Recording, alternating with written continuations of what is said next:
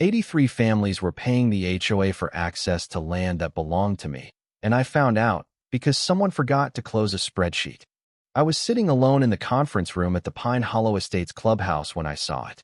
Rebecca Caldwell had stepped into her office to retrieve the financial records I had requested, leaving her laptop open on the far end of the table. I was not touching it. I was not even sitting near it. But the screen was angled toward me, and one line was large enough to read from 6 feet away. Brooks Access. Beneath it, in bold text, was a number that made me lean forward. Active households, 83. I am Nathan Brooks, 47 years old, and there are not many things bearing my last name inside HOA financial records that should exist without my knowledge. I stood but stayed on my side of the table. The spreadsheet contained rows of household names, dollar amounts, renewal dates, and something labeled access status. Green cells filled most of the column. Paid, active, renewed. My eyes moved toward the top again. Brooks Access, 83 households. I heard heels clicking across the hallway tile. Rebecca entered carrying a thick binder against her chest. She was 55, president of Pine Hollow Estates, and she had perfected the kind of calm expression that made every conversation sound as though the decision had already been made before you entered the room. Her eyes went from me to the laptop. The change in her face lasted less than a second. She crossed the room and lowered the screen.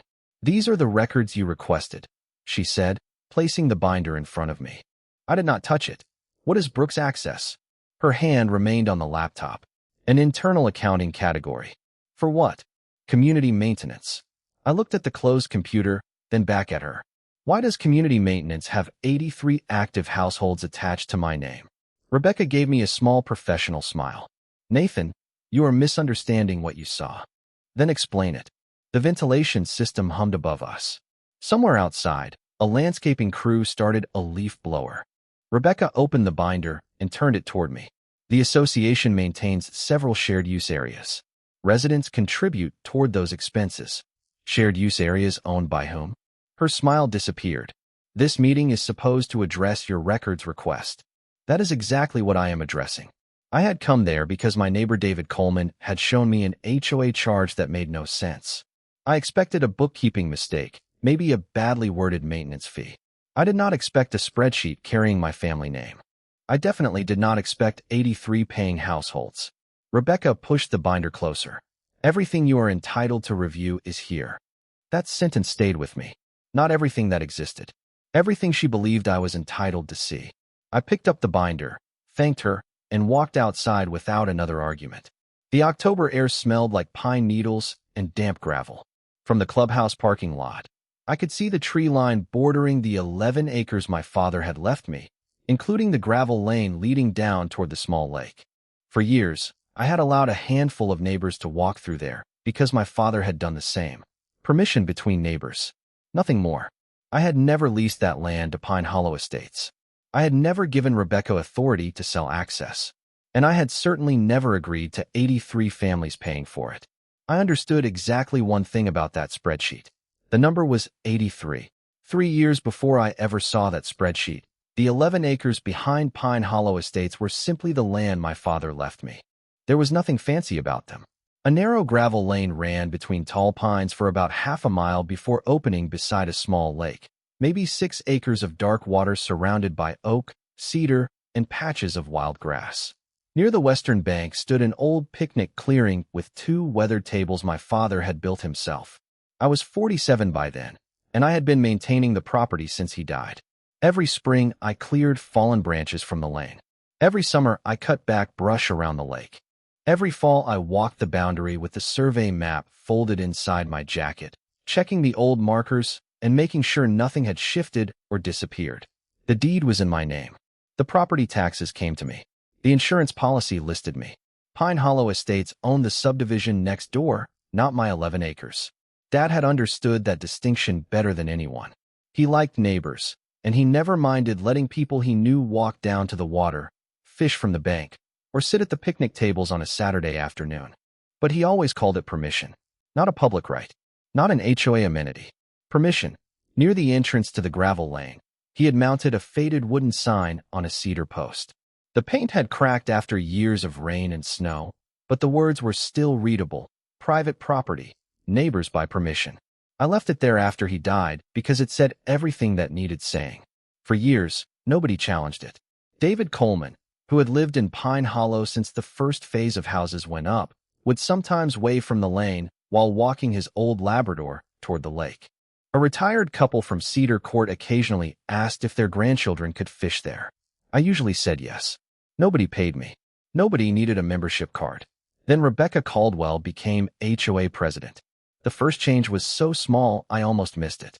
A Pine Hollow newsletter mentioned weekend cleanup near something called Pine Hollow Lake Access. I assumed they meant the subdivision trail that ended near my boundary. A month later, a neighborhood map posted at the clubhouse showed a small recreational symbol beside my gravel lane. I emailed Rebecca and asked her to correct it.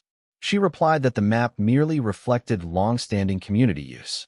I wrote back that long-standing use did not make privately owned land an association facility.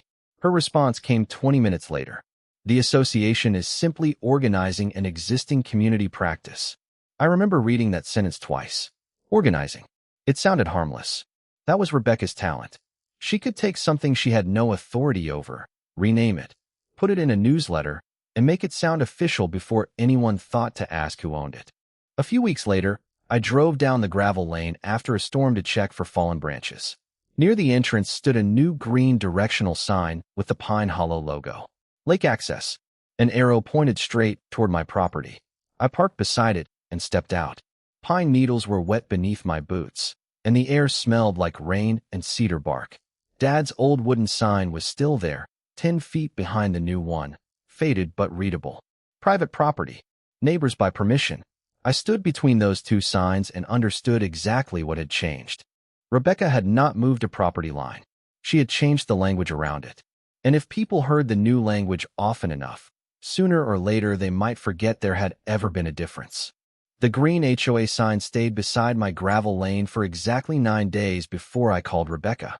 I was standing 10 feet from it when she answered, with pine needles crunching beneath my boots and Dad's faded wooden sign visible behind me. Rebecca, there is an association sign directing residents onto my property. She did not sound surprised. It identifies the recreational access point.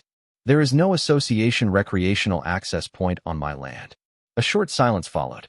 Then she used the phrase I would hear repeatedly over the next several months. Nathan, this is long-standing community use. I looked down the lane toward the lake. Community use by permission. The distinction is not as simple as you are making it. It is simple on my deed. She sighed softly. Nobody is challenging your ownership. That answer bothered me because I had never accused her of doing that. I asked her to remove the sign. She agreed to discuss it with the board. 2 weeks passed. The sign remained. Then the language started spreading. Pine Hollow's November newsletter advertised a fall cleanup at Pine Hollow Lake Access. A community email reminded residents to respect posted hours at the lake. By spring, a welcome packet given to new homeowners listed lake access among the neighborhood's recreational features. Each reference sounded harmless by itself. Together, they were turning my property into something the association could describe without mentioning me. I began saving copies. I also photographed the green sign beside Dad's old wooden one. One afternoon, Rebecca met me near the lane while I was replacing a loose fence rail. She stepped carefully around the mud in polished shoes, holding her leather folder against her coat. "We should resolve this before it becomes unnecessarily contentious," she said. "Good. Remove the sign and stop advertising my property." Her expression tightened. "Residents have used this area for years. Because my father allowed some of them to." "Exactly. There is an established pattern." I set my wrench on the fence post. Using something is not the same as owning it. Rebecca looked toward the lake. "Nobody said the association owns it." "Then stop presenting it like an HOA amenity." She told me the board would review the wording. Nothing changed.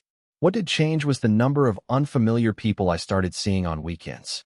Families I had never met walked down the gravel lane carrying folding chairs and fishing poles. A couple once asked me where the HOA picnic area was. Another resident asked whether guests needed parking permits. I began stopping people politely and asking what they had been told. Most said the same thing. Lake access was included with Pine Hollow. I corrected them, but I did not close the property. I still believe this was a communication problem that could be fixed with accurate language. Then, one Saturday morning, David Coleman found me repairing the latch on the old gate. David had known my father for almost 20 years. He held his telephone in one hand and looked genuinely puzzled. "Nathan, can I ask you something?" "Sure." He turned the screen toward me. It showed an invoice from Pine Hollow Estates.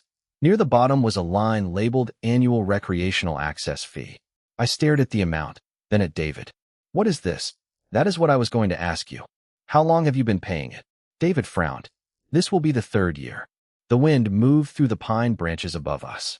I looked from his telephone to the green HOA sign beside the lane. Until that moment, I thought Rebecca had been changing words. Now I realized somebody had attached a price to them. I asked David to scroll back to the top of the invoice while we stood beside the gate. The charge was $185, separate from his regular association dues, and the description underneath read recreational access and grounds maintenance. "Did they ever tell you where this money was going?" I asked. David shook his head. "They said it covered the lake area, trail upkeep, signs, cleanup, things like that." I looked past him toward the gravel lane. I had paid for the gravel delivered the previous spring. I had cleared the fallen branches after the January windstorm. I had replaced the damaged fence rail with lumber from my own truck. Pine Hollow had never sent me a maintenance crew, never mailed me a reimbursement, and never asked permission to collect money on my behalf. "Did you think I was receiving part of this?" I asked. David looked embarrassed. "Honestly, yes. I assumed the association had some agreement with you." That answer bothered me more than the invoice. By Monday, I had 2 more copies. A couple on Juniper Court had paid the same fee. Another homeowner showed me a closing packet from the previous year listing lake access under community recreational benefits. None of these people had done anything wrong. They had received official paperwork from an organization they were required to deal with as homeowners, and they had paid what they were told to pay. I photographed each document with permission and wrote down the dates. Then I emailed Rebecca. I kept it short. I asked for the legal authority allowing Pine Hollow Estates to charge residents for access connected to my property, the total amount collected, all maintenance expenses associated with the 11 acres, and any contract, easement, license, or written authorization bearing my signature. Her reply arrived the next afternoon. It was 4 paragraphs long and answered none of those questions. She cited community standards, historic recreational use, administrative responsibilities, and the board's obligation to preserve shared amenities. I read it twice, then sent one sentence back. Please identify the document that authorizes the association to charge residents for access to my property. 2 days later, she sent me 27 pages of bylaws. I searched every page. My parcel number was not there. My name was not there. No easement was attached. No agreement existed. At the next monthly board meeting, I sat in the second row while Rebecca discussed landscaping contracts and reserve funding as though nothing unusual was happening. When public comments opened, I stood and asked the same question. How many households are currently paying the recreational access fee connected to the lake? Rebecca folded her hands. Nathan, individual account information is confidential. I did not ask who paid. I asked how many. Before Rebecca could answer, Melissa Grant, the HOA treasurer, looked down at the papers in front of her and said, "Those accounts have always been handled separately." Rebecca turned toward her so quickly that Melissa stopped speaking. I noticed the word immediately. Accounts. Not account. Not expense. Accounts. Rebecca thanked me for my comment and moved to the next agenda item. I sat down without arguing. On the drive home, rain tapped against my windshield while that single word kept repeating in my head. When I reached my property, headlights swept across the green lake access sign at the entrance. Behind it, Dad's faded sign disappeared into the darkness. I parked, opened my notebook, and wrote down exactly what Melissa had said. If the HOA was only recovering maintenance costs, there should have been a simple explanation. Instead, every question I asked produced more paperwork, more carefully chosen language, and fewer actual answers. By then, I was no longer trying to determine whether Pine Hollow was charging people. I knew they were. What I needed to know was how many people were paying, how much money had moved through those separate accounts, and why Rebecca seemed determined to keep me from seeing the numbers. The next morning, I stopped treating Rebecca's answers like explanations and started treating them like evidence.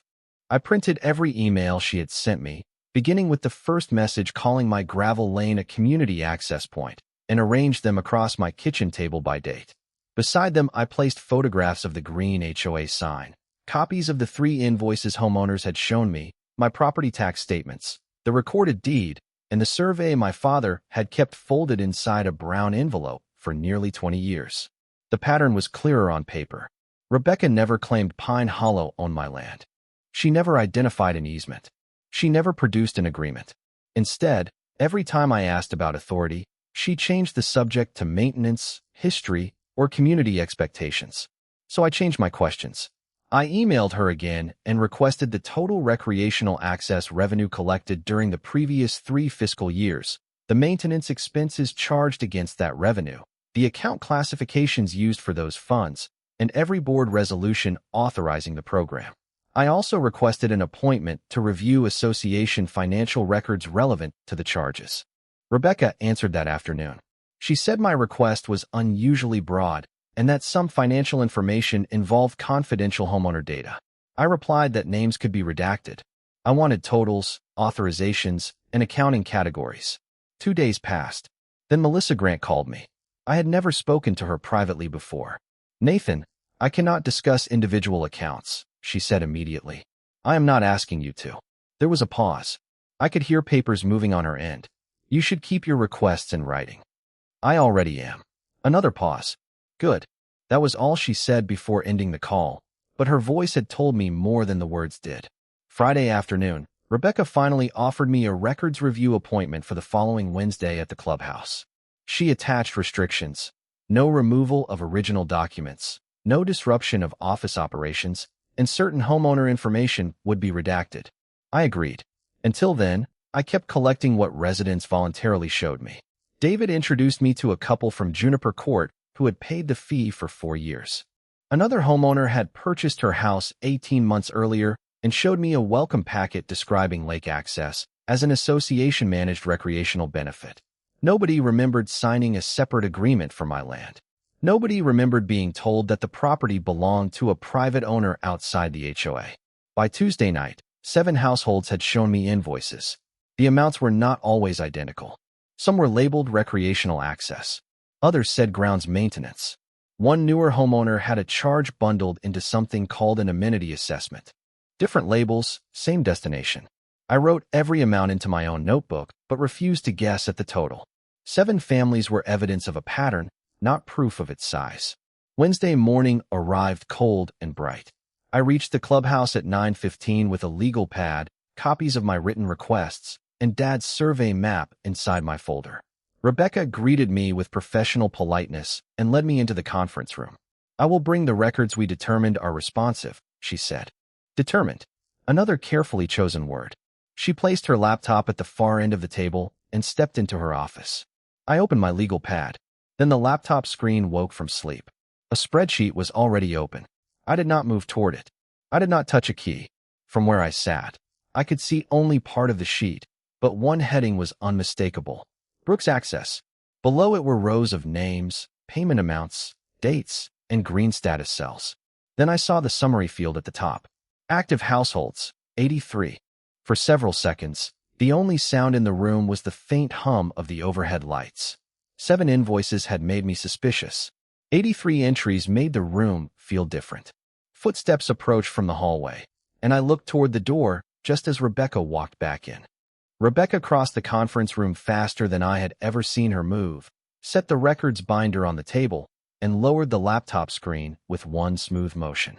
"These are the documents responsive to your request," she said. I kept my eyes on her. "How many households are in Brooks Access?" Her expression barely changed.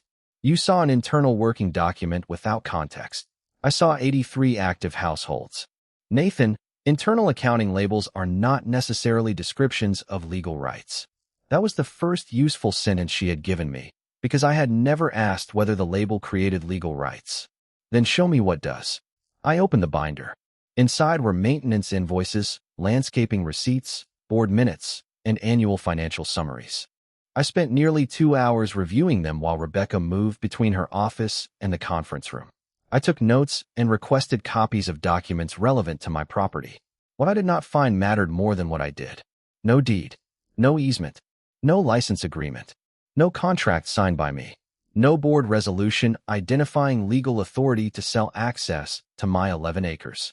When I reached the maintenance records, another problem appeared. The HOA had paid for several loads of gravel near the subdivision trailhead, seasonal trash removal around its own common area, and 2 replacement signs. None of those invoices showed work performed on my lake road or picnic clearing. I had receipts proving I had paid for that work myself. Before leaving, I submitted a written follow-up request for records sufficient to show the total amount collected under Brooks Access, with homeowner names redacted if necessary. Rebecca read it without comment. 3 days later, I received an email from the association's management company confirming that responsive financial records would be made available after confidential information was removed. That distinction mattered. I did not need anyone's private information. I needed the accounting. The following week, a packet arrived electronically. Most of it looked ordinary until I opened a spreadsheet labeled Recreational Access Detail. The names had been replaced with account numbers, but the structure was unmistakable. 83 active household entries, payment amounts, renewal dates, status codes, 3 years of transactions. At the bottom were annual totals large enough that I stopped and calculated them twice. Then I noticed a column farther to the right labeled Owner Compensation. Every visible entry showed the same amount, $0. I leaned back from my kitchen table and listened to the refrigerator hum behind me. Pine Hollow had collected money connected to access across my property for years, yet its own spreadsheet showed nothing paid to me. I called Aaron Wallace, a forensic accountant I knew through a commercial contracting dispute several years earlier. I sent her the records I had lawfully received, along with my invoices for gravel, brush clearing, fence repairs, and insurance. "Do not tell me what you think happened," she said. "Send me what you can document." I like that answer. 2 days later, we met in her office. Aaron placed the spreadsheet beside Pine Hollow's annual statements and began tracing categories line by line. She circled recreational revenue, then several expense classifications. "Some of this appears to be going toward maintenance," she said, "but not all of it." She moved her pencil farther down the page. "Administrative expenses, clubhouse landscaping, community events, general operating costs." I stared at the columns. Rebecca had repeatedly described the fee as money collected to maintain access. Aaron tapped the spreadsheet once. "The records you received suggest the revenue was allocated more broadly than that." I looked again at the 83 account numbers. Until then, I thought Pine Hollow had been charging residents to use land it did not own. Now another possibility was sitting in front of me. They might have built part of the association's budget around it. Aaron did not call it fraud, theft, or anything else that would turn an accounting question into a legal conclusion before the records supported it. She simply drew 3 columns on a yellow legal pad and labeled them revenue, property expenses, and other expenses. Then we worked backward through 3 years of association statements. The recreational access payments appeared under several labels, but the deposits followed a consistent pattern. The money entered Pine Hollow's operating accounts, and only a fraction of it matched expenses that Rebecca had described as maintaining lake access. Even those expenses raised questions. One invoice covered landscaping around the clubhouse entrance.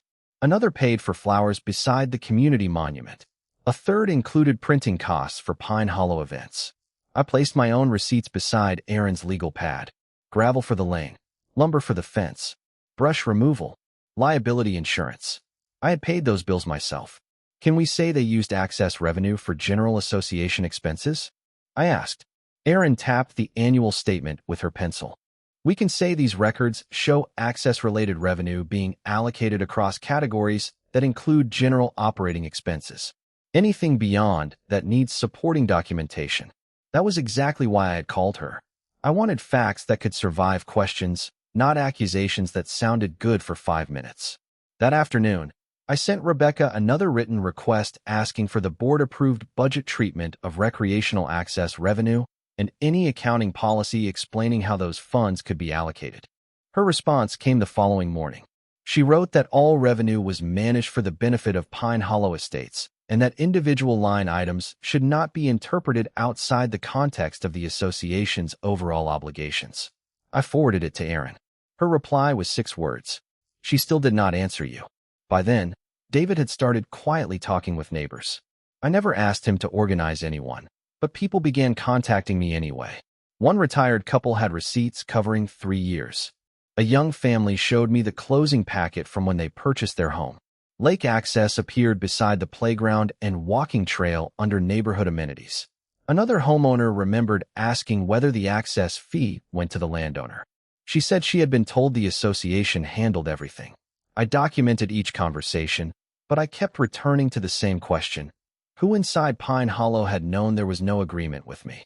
The answer arrived from Melissa. She emailed me late on a Sunday evening from her personal account. The message contained only 2 sentences. I think the board needs to review this formally. I have asked for an emergency meeting. Attached was an email chain from 18 months earlier. Melissa had asked Rebecca whether Pine Hollow had a written agreement with the owner of the lake property before expanding the access assessment to additional households. Rebecca's response was short. The community's established use has already been addressed. This issue does not need to be reopened. I read that sentence 3 times. Melissa had asked about authorization before I ever saw David's invoice. Rebecca had not produced an agreement then either. Monday morning, I requested that the association preserve all records involving recreational access charges, my parcel, related communications, and financial allocations. By Tuesday afternoon, Pine Hollow's management company confirmed that an emergency board meeting would be held Thursday at 7 in the clubhouse. Homeowners were permitted to attend. I spent Wednesday evening at my kitchen table assembling a binder. Dad's deed went first, then the survey, photographs of both signs, my maintenance receipts, Rebecca's emails, the resident invoices, the spreadsheet with 83 active accounts, Aaron's reconciliation. Melissa's email chain went last. Outside my window, wind moved through the same pine trees my father had watched for decades. On Thursday morning, David called and told me something I had not expected. Nathan, people are bringing their receipts. I looked at the binder on my table. How many? He paused. Enough that Rebecca is going to have to stop calling this a misunderstanding. By 6:45 Thursday evening, the clubhouse parking lot was nearly full. I had expected maybe 15 homeowners and a few board members. Instead, people were walking toward the entrance carrying folders, envelopes, closing packets, and printed HOA statements. David met me beside the door with 3 years of receipts clipped together. You are not the only one who started keeping paper, he said. Inside, every chair was taken. Rebecca sat at the center of the board table with Melissa 2 seats away and the association attorney beside them. Her leather folder was closed in front of her. Aaron sat near the aisle with her reconciliation notes. I took a seat in the first row with my binder on my knees. The room smelled faintly of coffee and printer paper, and the ventilation system hummed overhead exactly as it had the morning I first saw the spreadsheet. Rebecca opened the meeting by calling the access dispute a misunderstanding involving historical community practices. Then she said the recreational fee had always supported maintenance for the benefit of residents. That was when David raised his receipt. Another homeowner raised hers. Then another. Within seconds, papers were visible across the room. Rebecca stopped speaking. When public comments opened, I walked to the table and placed my deed in front of the board. Beside it went the survey showing the 11 acres, the photographs of Dad's sign, my maintenance receipts, Rebecca's emails, and the financial records the management company had provided. I am not asking this board to take my word for anything, I said. I am asking you to look at your own records. Aaron joined me and explained the accounting carefully. She showed the access-related revenue, the expenses Rebecca had described as maintenance, and the broader operating categories where portions of that revenue appeared. She did not accuse anyone of stealing. She did not need to. The numbers were uncomfortable enough by themselves. Rebecca leaned toward the attorney. These funds were collected because the community has relied on access for years. I opened the deed. Reliance does not create my signature. The room became quiet. I pointed to the survey. Show me the easement. Nobody moved. Show me the license agreement. Rebecca looked toward the attorney. Show me any document where I authorized Pine Hollow Estates to sell access across this property.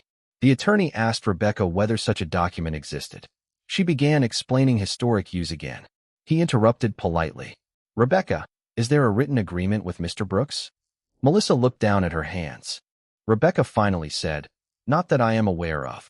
A murmur moved through the room. Then Melissa opened a folder. There is something else the board needs to see. She distributed copies of the email chain she had sent me. 18 months earlier, she had specifically asked whether the HOA had written authorization from the property owner before expanding the assessment. Rebecca had answered that the issue did not need to be reopened. The attorney read the exchange twice. "Why did you believe it did not need to be reopened?" he asked. Rebecca's face had lost the polished certainty I had seen for years. "Because residents had used the property for a long time." I looked around the room at the families holding receipts. "They used it because my father allowed neighbors onto his land. Using something is not the same as owning it." David stood. "Then what exactly have we been paying for?" A woman behind him held up her closing packet. "And why was this listed as an HOA amenity when we bought our house?" More voices followed, not shouting, just asking the same kind of questions I had been asking for months. The attorney requested the spreadsheet. The management representative opened the redacted copy on the projector. 83 account numbers filled the screen. At the far right sat the column I had not been able to forget. Owner compensation, $0. 83 rows of it. Rebecca stared at the screen. For the first time since this began, she had no longer answer than the truth sitting behind her. The board did not vote on Rebecca that night. The association attorney stopped the meeting before anyone could turn 83 rows on a spreadsheet into conclusions the records had not yet proven. He recommended an independent financial review, immediate suspension of new recreational access charges, preservation of all related records, and temporary removal of the access program from Rebecca's control. The board approved every recommendation. By Friday morning, Pine Hollow's management company had emailed residents confirming that no additional access fees would be collected while the review was underway.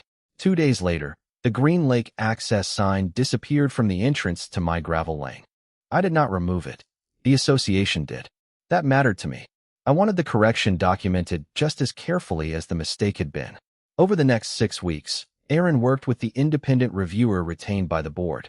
They compared bank deposits, annual statements, invoices, meeting minutes, resident charges, and the spreadsheet that had started everything. The final accounting confirmed what the records had been pointing toward. Pine Hollow had collected recreational access revenue from dozens of households while lacking a written agreement from me authorizing the association to sell access across my property. Portions of that revenue had been used for expenses beyond the maintenance Rebecca repeatedly cited, including general association operations. The board's attorney was careful about the language, and so was I. Nobody needed dramatic accusations. The documents were enough. Pine Hollow announced that affected homeowners would receive credits or refunds based on the final account reconciliation. The association also removed references to my lake and gravel lane from its amenity materials, welcome packets, and neighborhood maps.